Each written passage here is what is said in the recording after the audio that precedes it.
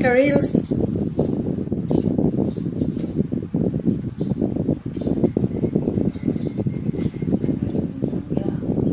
Sarap talaga sa mga sisi.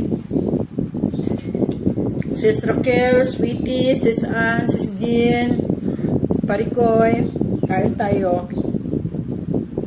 Yan ang ano ni nanay, ilalay ko. Sige nang ano ka lang ng kape. Pangutamaan siya na kung gusto ng nanggigil ako ba sa ano?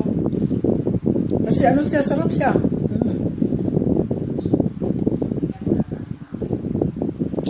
Marami pa siyang bunga doon. Yun na oh. Kasi nagawa kong ganyan. Guys, kinukuha ko yung kanyang ano ba. Marami.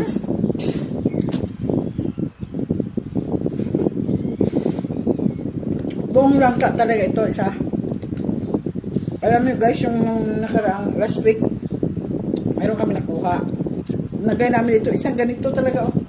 Isang ganito talaga nga, lagay ko sa rip, sayang. Sayang ba, hindi na ano.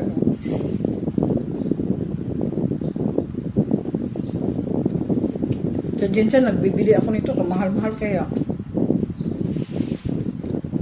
Mahal ang kilo.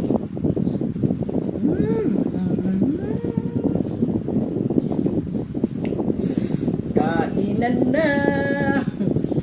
Sis Jean, Sis Ann, Sis Raquel. Sis Raquel ako. Gusto Sis Raquel, diba? Malapit lang sana.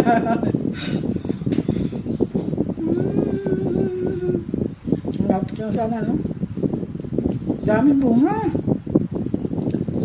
Hindi kasi bumalik yung nagbili dito. Magbili sana sa amin pa. Hindi lang balik. Scammer siguro eh. Bilhin niya ang bunga ng langka is 1.5 lang. Sabi namin, okay lang. 1 to ang ano nila, 1 to. Tapos sabi, 1.5 na lang. Hindi na bumalik. Kaya na kayo nakarating.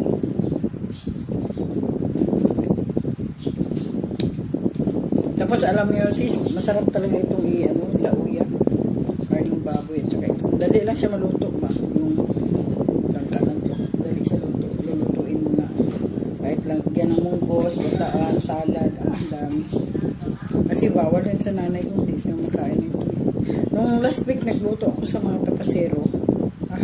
Lagyan ng munggos, chocolate, at saka langka, bataan. Wow. Ubus. O yan. Okay. Salamat. Thanks for watching. Sana kung dito kayo. December kasi ang lutuan ng mga langka.